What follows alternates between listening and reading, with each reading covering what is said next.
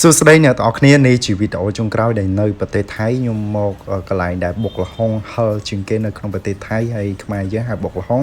ភាសាថៃគេហៅសំតាមចាំមើលខ្ញុំទៅកន្លែងណាដែលបុកល្ហុងដែលហឹលខ្លាំងជាងគេប្រចាំប្រទេសថៃសូមអ្នកទាំងអស់គ្នាតាមដានវីដេអូនេះជាមួយនឹងខ្ញុំទាំងអស់គ្នាដែរ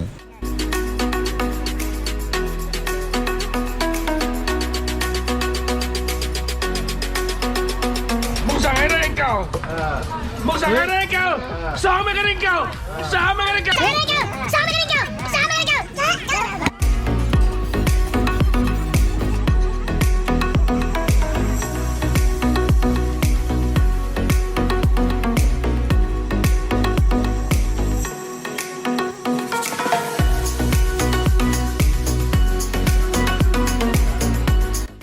អ្នកទាំងអស់គ្នាបានមើលនៅក្បាលវីដេអូទាំងអស់គ្នាហើយអ្នកទាំងអស់គ្នាបានដឹងហើយថាខ្ញុំមកនៅកន្លែងណាគឺតាដែលបុកល្ហុងដែលខ្លាំងដែលគាត់មានឈ្មោះថាជូជូអញ្ចឹងសូមមិនត្រឹមតែនឹងល្បីនៅក្នុងប្រទេសថៃទេល្បីទាំងក្រៅប្រទេសគេទៅថតជាច្រើនទៀតអញ្ចឹងខ្ញុំក៏ទៅមើលទៅឥឡូវនេះយើងដើរយើងឆ្ងាយដែរដល់យើងជិះទៅកាន់ចម្ការស៊ីយោថិនហើយទៅដល់ចំណតទីភ្លើងហ្នឹងអ្នកទាំងអស់គ្នាចុះមកខាងក្រៅមកហើយយើងអាចសួរគេនៅម្ដុំហ្នឹងគេស្គាល់ទាំងអស់ហើយប៉ុន្តែបើអញ្ចឹងទេអ្នកទាំងអស់គ្នាអាចរកផ្លូវ31ហើយអ្នកទាំងអស់គ្នាដើរចូលទៅខាងក្នុងទៅយើងជ្រៅដែរ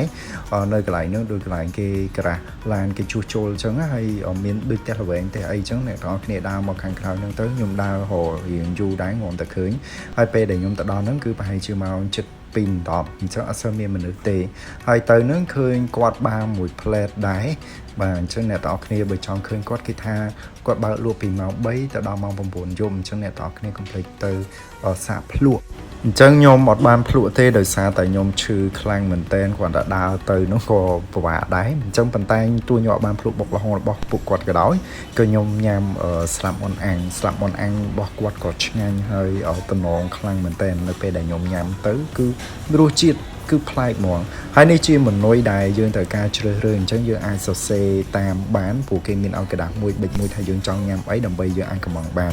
ហើយនេះជាគ្រឿងផ្សំដែលគាត់ត្រូវការធ្វើបុកល្ហុងគេ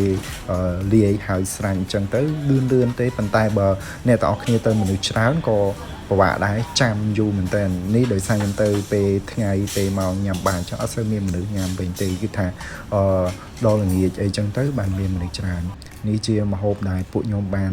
កំងញ៉ាំបាទអញ្ចឹងគឺឃើញម្ទេសខ្លាំងច្រើនមែនតើហើយនេះមានកំងបាយតណាបាយអីទៀតប៉ុន្តែគេអត់ទាន់យកមកឥឡូវគេញ៉ាំអីហើយខ្ញុំមិនបានញ៉ាំទេដោយសារតែខ្ញុំឈឺចាំមើលតិចទៀតខ្ញុំលៀនដាតហ្នឹងហើយឃើញដាតខ្ញុំមកសស្គូហើយអត់ដឹងរសជាតិអីទេហើយដើរហ្នឹងគឺពិបាកដើរមែនតើប៉ុន្តែចេះមានកម្លាំងដើរបានដែរឥឡូវនេះខ្ញុំបានមកដល់យន្តហោះហើយក៏ហោះ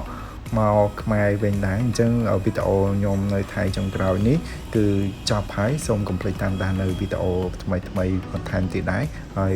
ជាពិសេសមួយទៀតកុំភ្លេចជួយ Subscribe និងចុចរូបកណ្ដឹងដើម្បីទទួលបានវីដេអូថ្មីបន្តទៀតដែរសូមអរគុណច្រើន